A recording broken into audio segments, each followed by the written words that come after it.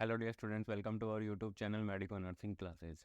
Today we are going to discuss some important MCQ related to our NORCET and UPPSC examinations. जैसा कि आप सब देख रहे हैं पिछले कुछ दिनों से हमारे YouTube channel medico nursing classes channel के ऊपर MCQ सीरीज है वो स्टार्ट की गई है। उसी सीरीज का थर्ड वन पार्ट आज लेकर के मैं आप लोगों के सामने हाजिर हूँ। आइए आज की क्लास को स्टार्ट करते हैं। आज के एमसीक्यू सीरीज का पहला क्वेश्चन बहुत ही इंपॉर्टेंट क्वेश्चन है। Combination of four congenital cardiac abnormalities is known as कि चार कंजेनाइटल कार्डियक अबनॉर्मेलिटीज को क्या बोलते हैं।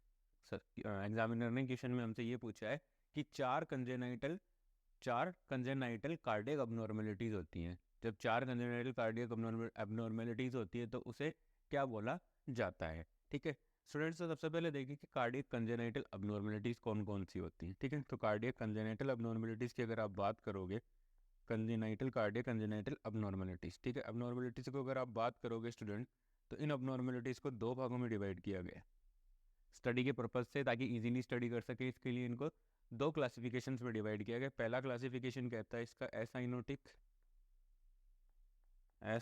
Heart disease, cyanotic heart disease और cyanotic heart disease, acyanotic heart disease और साइनोटिक हार्ट डिजीज। ठीक है, अब इन साइनोटिक हार्ट डिजीज और एसाइनोटिक हार्ट डिजीज के अंदर कौन कौन से डिसऑर्डर्स है जिनको इंक्लूड किया गया है वो देखते हैं।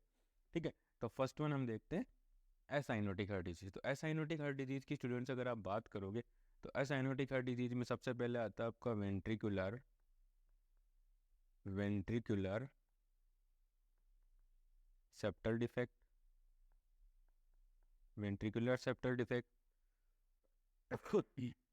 सेकेंड वन आता है आपका atrial septal defect,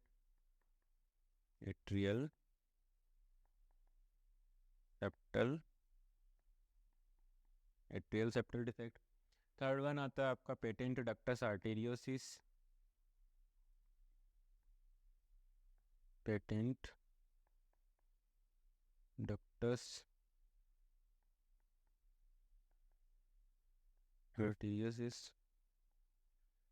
fourth one आपका डिसऑर्डर आता है जो कि साइनोटिक हार्ट डिजीज के अंदर इंक्लूड किया गया है। वो डिजीज है आपका कोएरेक्शन of aorta,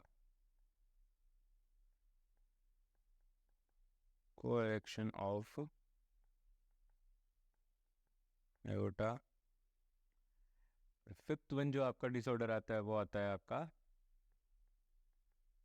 aortic valve stenosis. तो ये स्टूडेंट्स ये 5 डिसऑर्डर आते हैं, किसके अंदर आते हैं? ये आते हैं आपके एसाइनोटिक हार्ट डिजीज के अंदर। जब acyanotic heart disease congenital heart disease की बात करते हैं तो उनको दो भागों में डिवाइड किया गया है। पहला डिवाइडेशन कहता है साइनोटिक हार्ट डिजीज, दूसरा कहता है आपका एसाइनोटिक हार्ट डिजीज। तो एसाइनोटिक हार्ट डिजीज की जब हम बात करते हैं तो उसमें 5 डिफेक्ट इंक्लूड किए जाते हैं। 5 डिफेक्ट वो एसाइनोटिक हार्ट डिजीज के अंदर इंक्लूड किए जाते हैं। तो पहला उसके अंदर आता है ventricular septal defect, second one उसके अंदर आता है atrial septal defect, third one आता है उसके अंदर पेटेंट डक्टस आर्टेरियोसिस और फोर्थ वन आता है उसके अंदर कोएरेक्शन ऑफ एरोटा और फिफ्थ वन आता है उसके अंदर एरोटिक वाल्व स्टीनोसिस। तो ये सारे हैं एसाइनोटिक हार्ट डिजीज के अंदर। ठीक है, नेक्स्ट हम बात करते हैं साइनोटिक हार्ट डिजीजेस। ठीक है, साइनोटिक हार्ट डिजीज की स्टूडेंट अगर आप बात कर रहे हो तो साइनोटिक हार्ट डिजीज की मैं बात करूं आपसे तो साइनोटिक हार्ट डिजीज के अंदर देखिए कौन कौन से हैं। टेट्रोलॉजी ऑफ फैलेट, एक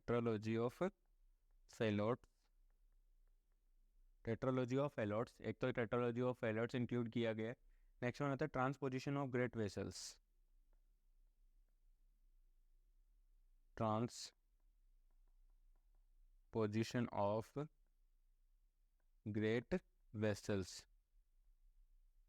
और थर्ड वन इसके अंदर आता है ट्राइकस्पिड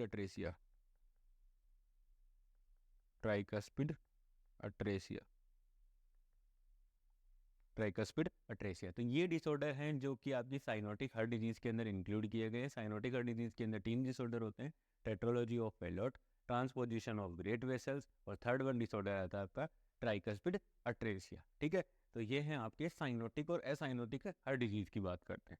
ठीक है, अब ये सारे देखो, आप जब भी देख रहे हो, देखो फर्स्ट वन देखो, वेंट्रिकुलर सेप्टल डिफेक्ट एक इंडिविजुअल सेप्टल डिफेक्ट है, ठीक है। देखते हैं एट्रियल सेप्टल डिफेक्ट, ये भी एक इंडिविजुअल सेप्टल डिफेक्ट है। पेटेंट डक्टल आर्टेरियोसिस, ये भी एक इंडिविजुअल डिजीज है, ठीक है। कोरेक्शन ऑफ एरोटा, ये भी एक इंडिविजुअल, मतलब एक ही है ये, ऐसा नहीं है कि इनके अंदर कोई कॉम्बिनेशन ऑफ डिसऑर्डर्स है वो इंक्लूड हो। एरोटिक वाल्व स्टेनोसिस सिंगल है, ठीक है। नेक्स्ट हम देखते हैं transposition of great vessels. Transposition of great vessels है एरोटा और पल्मोनरी आर्टरी के बीच में ट्रांसपोजिशन हो जाना।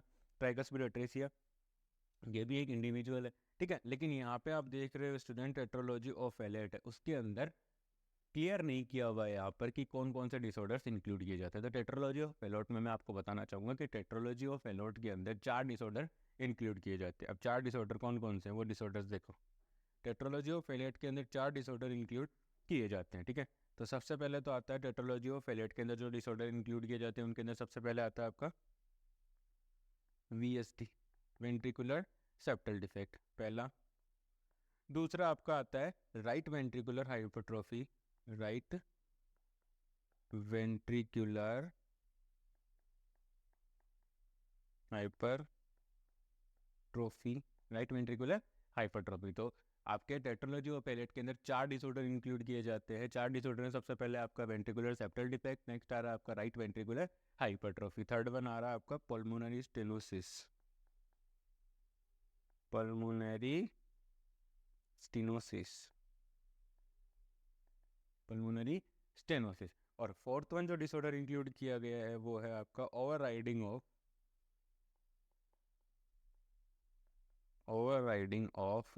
Aorta,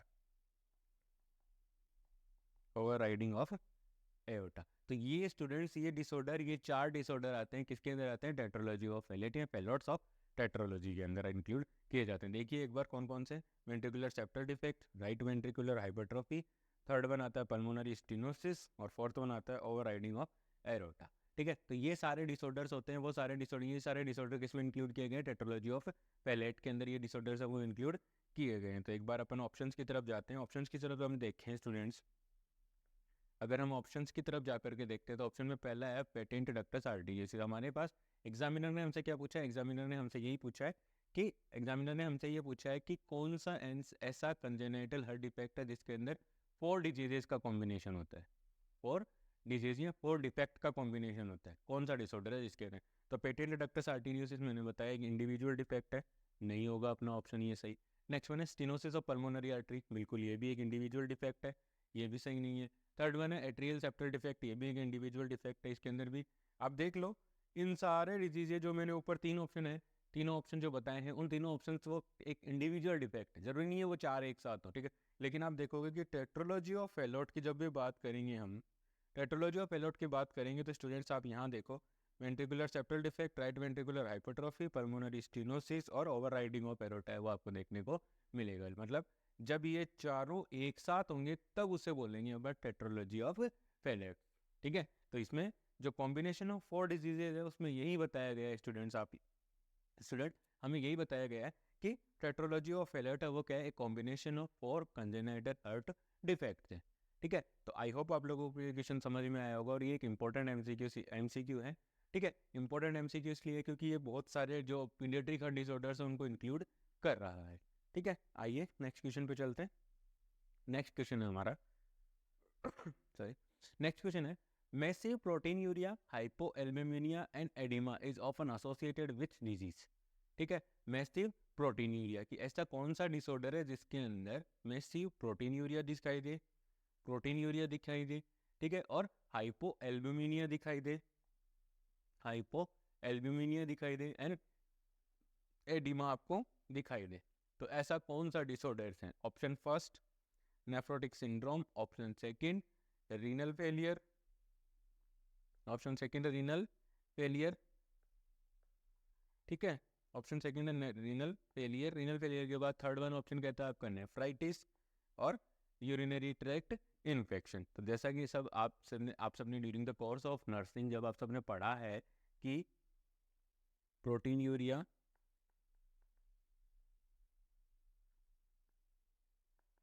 protein urea, hypoalbuminia, hypoalbuminemia और एडिमा।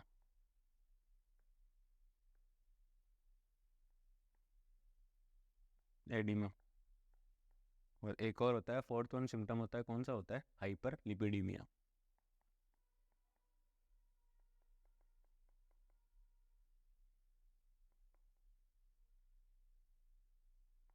हाइपरलिपिडीमिया। ये चारों क्लासिकल सिम्टम्स होते हैं। ये चारों क्या होते हैं? क्लासिकल सिम्टम्स होते हैं। किसके होते हैं जी? नेफ्रोटिक सिंड्रोम के। ये चारों क्लासिकल सिम्टम्स होते हैं किसके? नेफ्रोटिक सिंड्रोम की। जब भी नेफ्रोटिक सिंड्रोम इंडिविजुअल के अंदर प्रेजेंट होगा तो उस सिचुएशन के अंदर आप देखोगे स्टूडेंट्स, उस पेशेंट के अंदर प्रोटीन यूरिया भी होगा, मैसी प्रोटीन यूरिया होगा, ठीक है। और हाइपो एल्ब्यूमिनिया, क्योंकि यूरिन के साथ प्रोटीन है वो बाहर निकल रही है, तो बॉडी के अंदर या ब्लड के अंदर एल्ब्यूमिन की क्या हो जाएगी? कमी हो जाएगी। एल्ब्यूमिन का मेन फंक्शन क्या होता है? एल्ब्यूमिन का मेन फंक्शन क्या होता है? ऑस्मोटिक प्रेशर को मेंटेन, ऑनकोटिक प्रेशर को। ये क्या करती है? ऑनकोटिक प्रेशर को मेंटेन रखती है। थर्ड वन है एडिमा हो जाता है। तो एडिमा के अंदर अगर आप किडनी डिसऑर्डर के अंदर देखोगे तो मोस्ट कॉमनली एनएसआर का प्रेजेंट होता है। एनएसआर का एक टर्मिनोलॉजी आती है एनएसआर का। एनएसआर का मतलब होता है जनरलाइज एडिमा।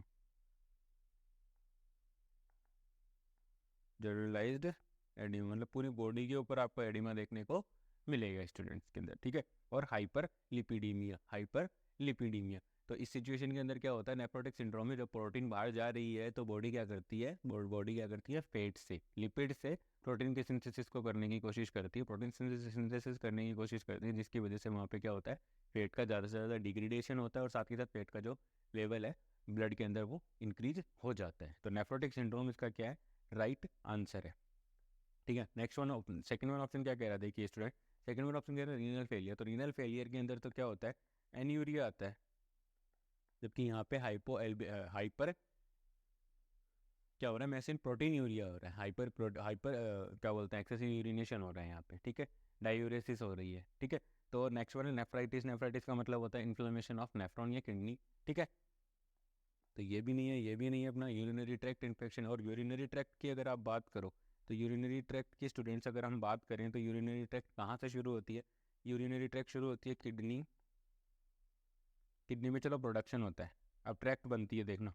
यूरेटर, यूरेटर आकर के जुड़ते हैं ब्लेडर के अंदर, ठीक है। और ब्लेडर के अंदर, ब्लेडर के बाद आती है यूरिथ्रा, ठीक है। तो जब यूरेटर, ब्लेडर और यूरिथ्रा इन तीनों में कहीं भी इन्फेक्शन होता है, इन तीनों के अंदर अगर कहीं भी इन्फेक्शन हो रहा है तो वो कहलाता है इन्फेक्शन। इन तीनों में अगर कहीं पर भी इन्फेक्शन हो रहा है तो वो कहलाता है आपका यूरिनरी ट्रैक्ट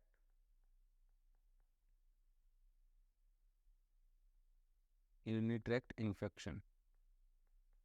वो कहलाता है आपका यूरिनरी ट्रैक्ट इन्फेक्शन कहलाता है। आई होप आप लोगों को समझ में आया होगा। सेकंड क्वेश्चन जो कि massive proteinuria, hypoalbuminia and edema कौन सा डिसऑर्डर का सिम्टम्स है? तो ये किसके सिम्टम्स है? नेफ्रोटिक सिंड्रोम का है।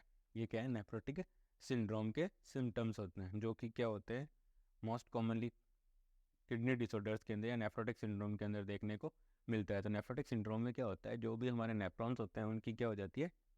उनका डिजनरेशन शुरू हो जाता है। तो वो क्या करते हैं? प्रोटीन को भी बाहर निकालना शुरू कर देते हैं। Third one question, move for third one question. देखिए तीसरा क्वेश्चन एग्जामिनर क्या पूछना चाह रहा है, देखिएगा स्टूडेंट्स के अंदर हमसे। After the baby is born the hormone prolactin is stimulated from which endocrine gland. इसमें सारी रामायण आपको जो दी गई है, 3 लाइनों का जो क्वेश्चन दिखाया गया है वो सिर्फ आपको घुमाने के लिए दिखाया गया है, ठीक है। आपके दिमाग को डाइवर्ट करने के लिए दिखाया गया है। इसमें सिर्फ आपसे ये पूछा गया है कि प्रोलैक्टिन कौन सी ग्लैंड से रिलीज होता है, ठीक है। प्रोलैक्टिन हार्मोन है वो कहाँ से रिलीज होता है? नॉर्मली इसमें क्या बताया गया है वो देखो कि एक बच्चे के जन्म के बाद, एक बच्चे के जन्म के बाद प्रोलैक्टिन है वो कौन सी ग्लैंड के द्वारा स्टिमुलेटेड किया जाता है, ठीक है स्टूडेंट। कि प्रोलैक्टिन है वो कौन सी ग्लैंड के द्वारा स्टिमुलेटेड किया जाता है, ठीक है। तो यहाँ पर देखो फर्स्ट वन है, अपन देखते हैं नीचे एड्रेनलिन। तो एड्रेनलिन एक हार्मोन है न कि ग्लैंड। पहली चीज, एड्रेनलिन क्या है? एक हार्मोन है, न कि कोई ग्लैंड है। एड्रेनलिन क्या है? एक हार्मोन है, हार्मोन, नॉट ए ग्लैंड। ये ना कोई, ये ग्लैंड नहीं है, ठीक है। ये कोई ग्लैंड नहीं है कि भाई इसमें कोई हार्मोन का रिलीज होगा। नेक्स्ट वाला पोस्टीरियर पिट्यूटरी ग्लैंड। तो पोस्टीरियर पिट्यूटरी ग्लैंड एक ग्लैंड है और पोस्टीरियर पिट्यूटरी ग्लैंड से दो ही हार्मोन रिलीज होते हैं। कौन कौन से होते हैं बताइएगा। पोस्टीरियर पिट्यूटरी ग्लैंड से दो हार्मोन रिलीज होते हैं। पहला हार्मोन आता है आपका oxytocin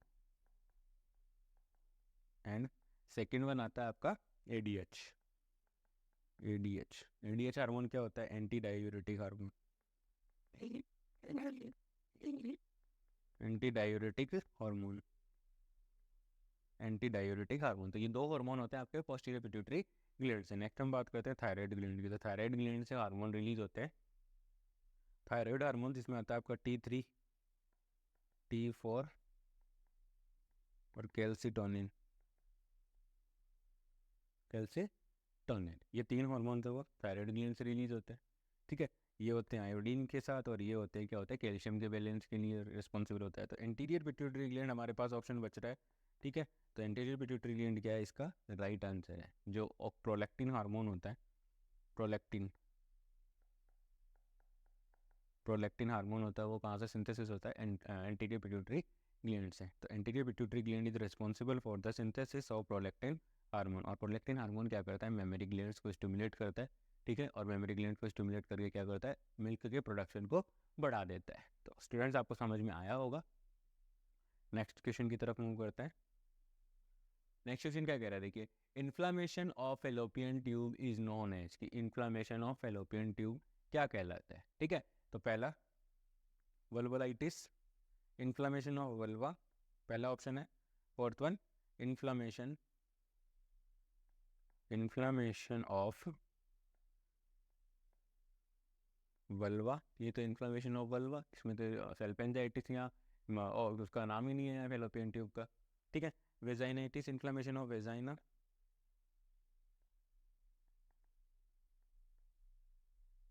inflammation of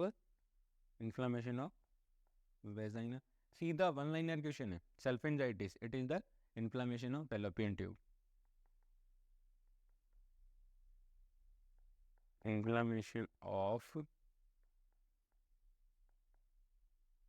fallopian tube, ये क्या है? Inflammation of fallopian tube. तो ये हमारा क्या होगा? राइट आंसर है। एग्जामिनर ने हमसे यही पूछा है। ये हमारा क्या है? राइट आंसर है। ऑफराइटिस क्या कहता है? Inflammation of ovaries, inflammation of ovary. ठीक है, तो इन सब का मैंने आपको एक मीनिंग बता दिया कि कौन सा किसका मीनिंग होता है। तो salpingitis is the inflammation of fallopian tube. Salpingitis is the inflammation of fallopian tube. ये जो क्वेश्चन आप देख रहे हो, ये सारे क्वेश्चन प्रीवियस एग्जामिनेशंस के अंदर आ चुके हैं। तो आप ऐसा मत समझिए इनको देख करके ये तो बहुत ही ईजी क्वेश्चन है। ठीक है, तो एग्जामिनर क्या करता है? एक पेपर जब बनाते हैं तो उसमें क्या होता है? कॉम्बिनेशन सेट किया जाता है कि सारे हार्ड क्वेश्चन नहीं हो जाएं, सारे इजी क्वेश्चन नहीं हो, सारा एकदम मिक्सचर बनाया जाता है। कुछ हार्ड, कुछ मीडियम, कुछ बहुत ज़्यादा इजी रखे जाएंगे, कुछ वन लाइनर क्वेश्चन रखे जाएंगे, ताकि सब स्टूडेंट्स इसको अटेम्प्ट कर सकें। ठीक है, ऐसा नहीं है कि जो बहुत ज़्यादा स्टडी करके गए हैं या जो टॉपर्स होते हैं उन्हीं के लिए ये पेपर बना हुआ होता है। ठीक है, तो ये सारे जो भी क्वेश्चन आप देख रहे हो हमारे साथ नॉर्थ साइड सीरीज़ के अंदर medical nursing classes channel YouTube के ऊपर, तो वो सारे जो भी क्वेश्चन हैं वो सारे प्रीवियस एग्जाम्स में पूछे जा चुके हैं। नेक्स्ट क्वेश्चन, अगले क्वेश्चन पे जाते हैं। नेक्स्ट क्वेश्चन क्या कह रहा है? When was the national rural health mission launch? National NRHM, national rural health mission, NRHM, national rural health mission कब लॉन्च किया गया? ये सबको पता है कि नेशनल रूरल हेल्थ मिशन है वो क्या हुआ? 2000 2005 2005 के अंदर आया था। और ये क्यों आया था? To increase, national rural health mission क्या क्या का क्या मोटिव था? To increase the health status and health care facilities in the rural areas of country. जो हमारी कंट्री के रूरल एरियाज हैं उनके अंदर हेल्थ सिस्टम और हेल्थ स्टेटस, जो लोगों के हेल्थ स्टेटस को और हेल्थ सिस्टम को, ठीक है, और हेल्थ केयर फैसिलिटीज़ को इम्प्रूव करने के लिए ये नेशनल रूरल हेल्थ मिशन है वो लॉन्च किया गया। और कब लॉन्च किया गया था? 2005 के अंदर। तो option 2 is the right answer for this question. Next है, in acute myocardial infarction which drug is administered sublingually and intravenously? इसमें देखिए स्टूडेंट्स, एग्जामिनर हमसे ये पूछना चाह रहा है कि इन case of MI, myocardial infection, MI के केस के अंदर कौन सी ड्रग है जिसको सबलिंगुअली दिया जाता है?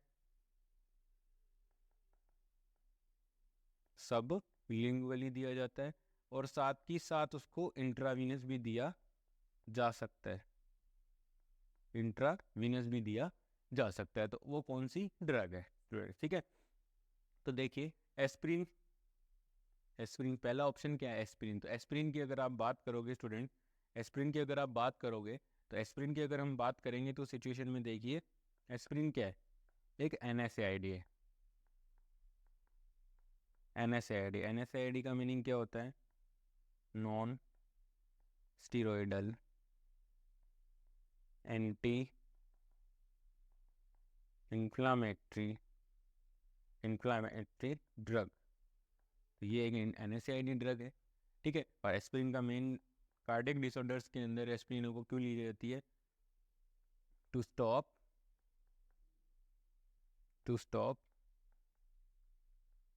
प्लेटलेट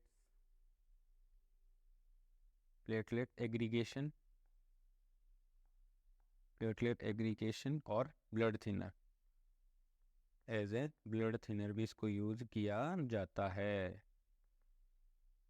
ब्लड थिनर भी इसको यूज किया जाता है। तो एनएसएआईडी एस्प्रिन तो नहीं देते हैं, ठीक है। एस्प्रिन है वो तो टैबलेट फॉर्म में नॉर्मली दी जाती है, ठीक है। तो पहला ऑप्शन तो हमारा गलत हो गया। दूसरा ऑप्शन क्या कह रहे हैं? नाइट्रोग्लिसरीन।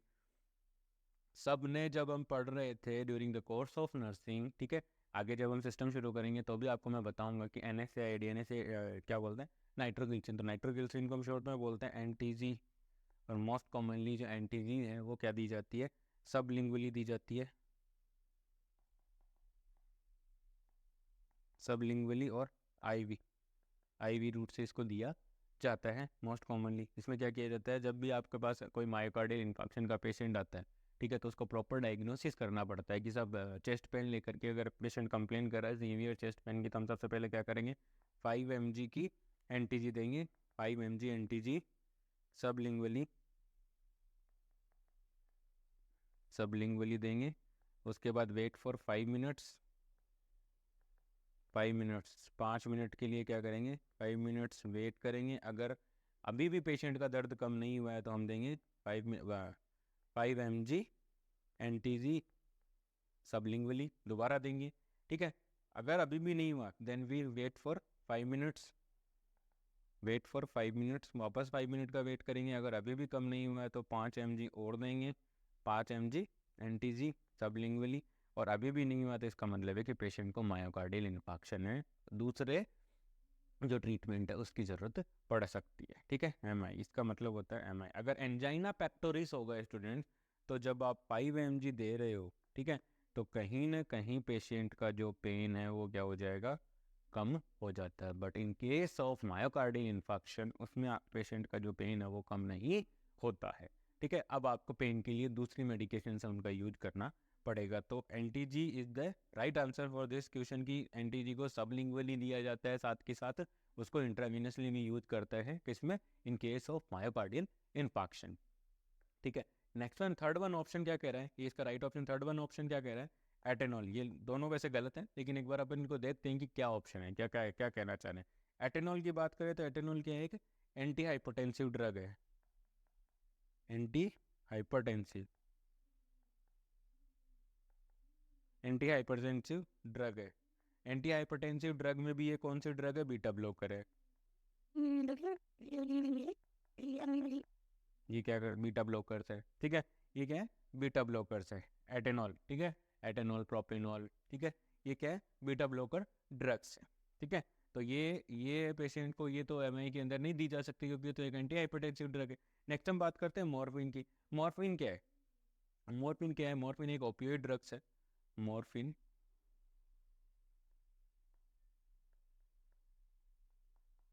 मॉर्फिन क्या है? एक ओपियोइड्स ड्रग्स है। ओपियोइड मॉर्फिन क्या है? एक ओपियोइड ड्रग है। और ये क्या करती है? पेन रिलीफ के लिए काम में लेते हैं अपन। मॉर्फिन पेन रिलीफ के साथ साथ एक काम और करती है, ठीक है। मायोकार्डियल इन्फेक्शन में मॉर्फिन क्यों दी जाती है? अगर कोई आपसे ये पूछ ले कि मायोकार्डियल इन्फेक्शन के अंदर मॉर्फिन क्यों दी जाती है, तो स्टूडेंट्स मॉर्फिन क्या करती है? एक तो पेन रिलीव का काम करती है क्योंकि ओपियोइड एनाल्जेसिक है, ठीक है। दूसरा क्या करती है? Decrease the demand of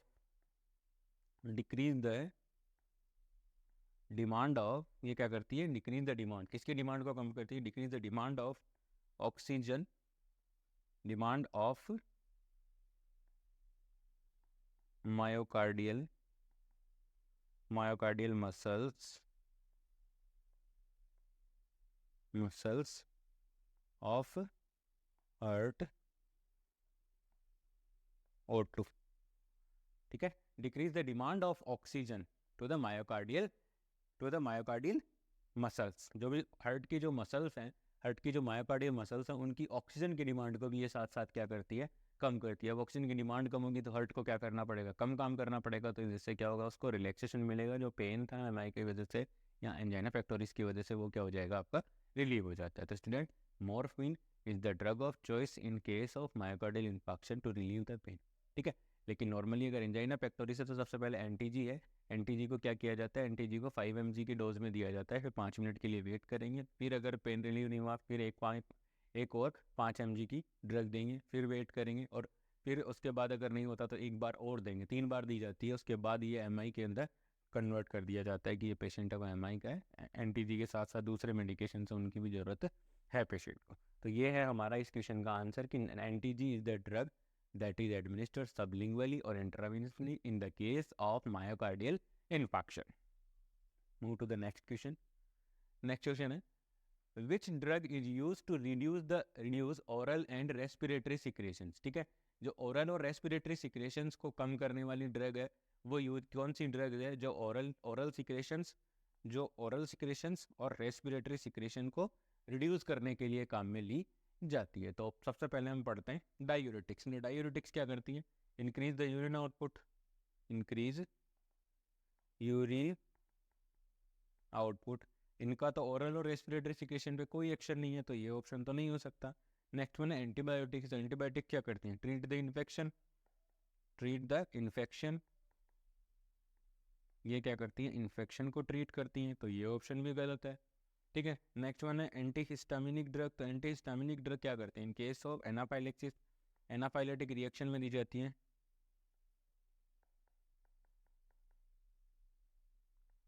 anaphylactic reactions में इसका यूज किया जाता है, ठीक है। ये क्या करती है? डिक्रीज द हिस्टामिन प्रोडक्शन, ठीक है। Decrease histamine production, decrease the histamine release, decrease the histamine release. Histamine के रिलीज को कम करती है। और हिस्टामिन कहाँ से रिलीज होता है? मास्ट सेल से। हिस्टामिन कहाँ से रिलीज होता है स्टूडेंट? मास्ट सेल से रिलीज होता है, ठीक है। तो ये भी नहीं है इसका ऑप्शन। एक ऑप्शन बचा है जो कि सही है। वो ऑप्शन क्या कह रहा है? Anticholinergic drug. वो क्या है? Anticholinergic drug. तो एंटीकोलिनर्जिक ड्रग्स वो ड्रग्स होती हैं जो क्या करती हैं? ओरल और रेस्पिरेटरी सिक्रेशंस को क्या कर देती हैं? कम, डिक्रीज द सिक्रेशंस, ठीक है। Decrease the secretion of oral and respiratory, ठीक है। रेस्पिरेटरी और ओरल सिक्रेशंस को ये क्या करती है? कम करती है, ठीक है स्टूडेंट। और एंटीकोलिनर्जिक ड्रग है वो ड्रग्स कब दी जाती है? प्री ऑप में दी जाती है। प्री ऑपरेटिव पीरियड में दी जाती है, ताकि जो सिक्रेशंस है वो डिक्रीज हो सके और पेशेंट को जब एनेस्थीसिया लगे तो उस समय एस्पिरेशन के जो रिस्क है उसको हम क्या कर सकें? रिड्यूस कर सकें। तो इसलिए जो ओरल और रेस्पिरेटरी सिक्रेशंस को यूज करने के लिए जो मेडिकेशंस काम में ली जाती हैं, उन मेडिकेशंस को क्या करते हैं? एंटीकोलिनर्जिक ड्रग्स बोलते हैं। उनको बोला जाता है एंटीकोलिनर्जिक ड्रग्स बोला जाता है।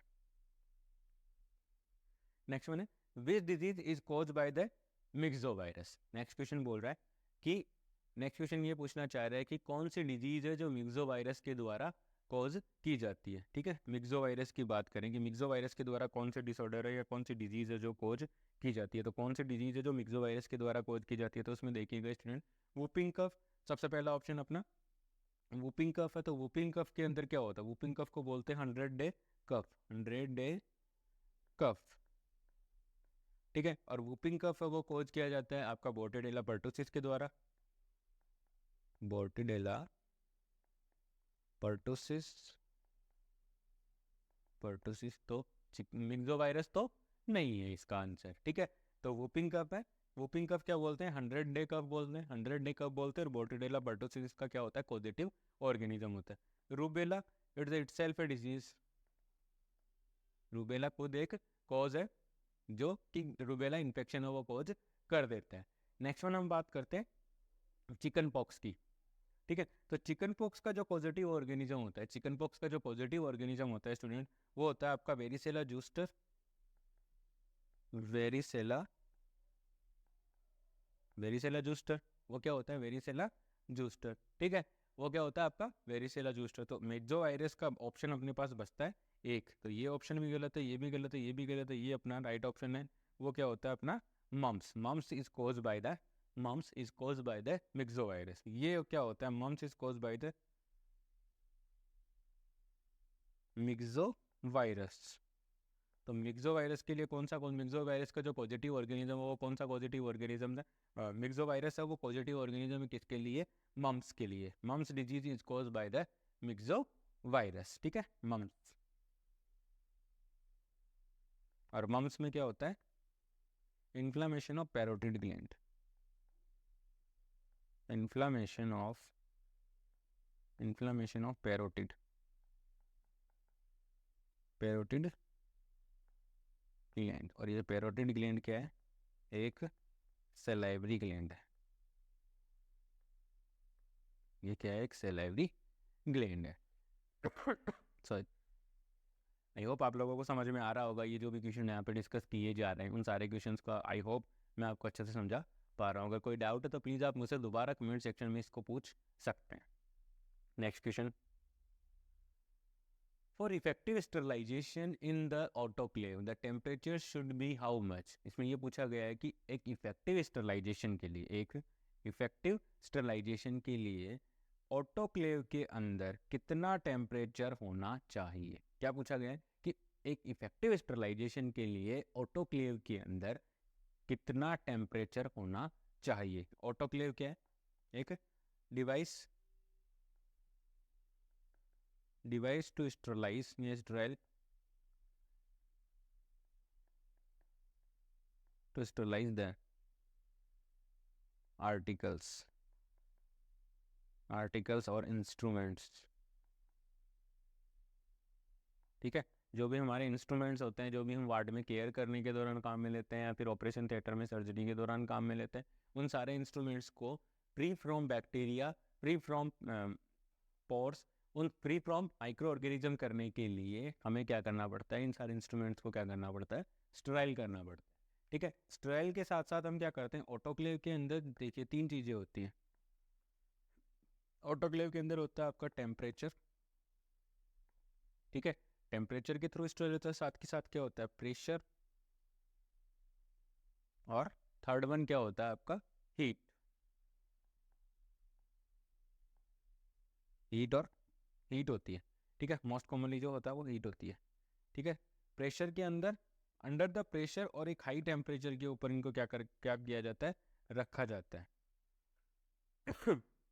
अंडर द हाई प्रेशर रहता है और टेम्परेचर, ये क्या है ऑटोक्लेव के 2 प्रिंसिपल हैं कि ऑटोक्लेव में इंस्ट्रूमेंट्स सब स्टराइल कैसे होते हैं, क्योंकि उनको एक हाई टेम्परेचर पे रखा जाता है और हाई प्रेशर के ऊपर रखा जाता है। क्योंकि ऑटोक्लेव के अंदर क्या होता है, स्टीम बनाई जाती है, उससे प्रेशर क्रिएट होता है और उसी से टेम्परेचर भी क्रिएट होता है। स्टीम बनाने के लिए हमें क्या करना पड़ेगा, ऑटोक्लेव को हमें गर्म करना पड़ेगा, या ऑटोक्लेव के अंदर हमें क्या करना पड़ेगा, टेम्परेचर उसको इंक्रीज करना पड़ेगा। तो आइए ऑप्शंस देखते हैं। फर्स्ट वन है 100 डिग्री सेल्सियस, गलत है। 100 डिग्री फ़ारेनहाइट, ये तो और भी कम हो गया। ठीक है, तो सेकंड ऑप्शन क्या कहता है 120 121 डिग्री सेल्सियस। ये इसका क्या है? राइट आंसर है। इसका क्या है? राइट आंसर है। ठीक है, डिग्री सेल्सियस में ही करना। 121 डिग्री फ़ारेनहाइट से तो कोई कम ही नहीं होगा। ठीक है, तो ये ऑप्शन भी नहीं है, ये भी नहीं है। 100 वाला तो बिल्कुल भी नहीं है। 100 वाला नॉर्मली 100 डिग्री सेल्सियस वो काम में लिया जाता है मिल्क के लिए। जब पास्चराइजेशन ऑफ मिल्क होता है उस सिचुएशन में 100 डिग्री सेल्सियस टेम्परेचर वो काम में लिया जाता है स्टूडेंट। ठीक है, तो इसका जो राइट आंसर है वो है 121 degree Celsius. 121 degree Celsius. Next one option है ability to influence other people is called edge, कि दूसरे लोगों को इन्फ्लुएंस करने की जो एबिलिटी होती है स्टूडेंट्स वो क्या कहलाती है? दूसरे लोगों को जो इन्फ्लुएंस करने की जो एबिलिटी है वो क्या कहलाती है? तो दूसरे लोगों को इन्फ्लुएंस करने की जो एबिलिटी है वो क्या कहलाती है? तो फर्स्ट वन देखिए, एजुकेशन। तो एजुकेशन तो क्या करती है? हमें राइट और रॉन्ग के अंदर डिफरेंस करना सिखाती है। एजुकेशन तो इंडिविजुअल हो सकती है। ठीक है, ज़रूरी नहीं है कि आप किसी दूसरे लोगों को भी इन्फ्लुएंस कर पाओ अपनी एजुकेशन के साथ। ठीक है, तो उसमें तो ये तो ऑप्शन नहीं होगा। नेक्स्ट वन है मोटिवेशन। तो स्टूडेंट मोटिवेशन की बात करो तो दूसरे लोग मोटिवेशन को आप इन्फ्लुएंस कर सकते हो, लेकिन वो चीज़ आपके लिए थोड़े दिनों के लिए ही रहती है। ठीक है, थोड़े टाइम के बाद मोटिवेशन है वो डाउन हो जाता है। तो मोटिवेशन भी इसका राइट आंसर नहीं है। मोटिवेशन तो सेल्फ मोटिवेशन भी हो सकता है। ठीक है, नेक्स्ट वन है गाइडेंस। गाइडेंस का मतलब होता है स्टूडेंट्स, यहाँ पर क्या होता है, किसी को एक वे दिखाना, एक तरीका बताना या एक रास्ता दिखाना। ठीक है, गाइडेंस करना, गाइड करना कि जो राइट और रॉन्ग है वो मतलब राइट क्या है, रॉन्ग, राइट और रॉन्ग में डिफरेंस करना नहीं सिखाएंगे हम, सिर्फ उसको ये बताएंगे कि ये इसका राइट आंसर होगा। तो ये क्या है? ये इसका गलत आंसर है। ठीक है, गाइडेंस है, गाइडेंस भी दूसरे लोगों को इन्फ्लुएंस नहीं करता। गाइडेंस तो कोई मांगेगा तभी तो दोगे आप। ठीक है, ऐसे बिना मांगे थोड़ी गाइडेंस दे दिया जाता है। ठीक है, तो गाइडेंस क्या है? गाइडेंस दूसरे लोगों को इन्फ्लुएंस नहीं कर पाएंगे। लेकिन फोर्थ वन ऑप्शन जो क्या है राइट आंसर है वो क्या है इसका? लीडरशिप। ठीक है, स्टूडेंट्स लीडरशिप का मतलब होता है कि आप किसी ग्रुप को लीड कर, और उस ग्रुप को लीड करने का मतलब है कि उस ग्रुप के जो लोग हैं वो आपके थॉट के साथ, आपके एक्शंस के साथ क्या होने चाहिए? इन्फ्लुएंस होने चाहिए, वो आपको फॉलो करने चाहिए। ठीक है, तो वो होता है आपका लीडरशिप। ठीक है, लीडरशिप का नर्सिंग प्रोफेशन में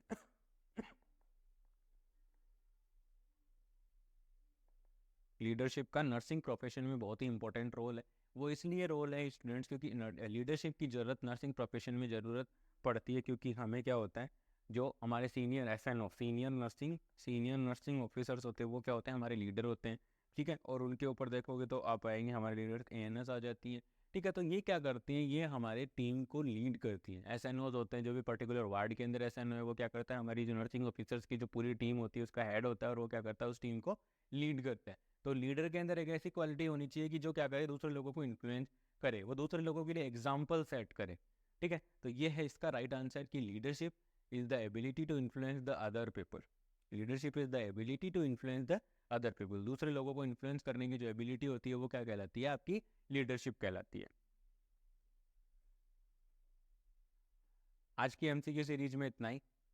नेक्स्ट एपिसोड जल्दी आप लोगों के लिए लेकर के आएंगे। तो आज के लिए thank you. Please like, share and subscribe. Thank you so much.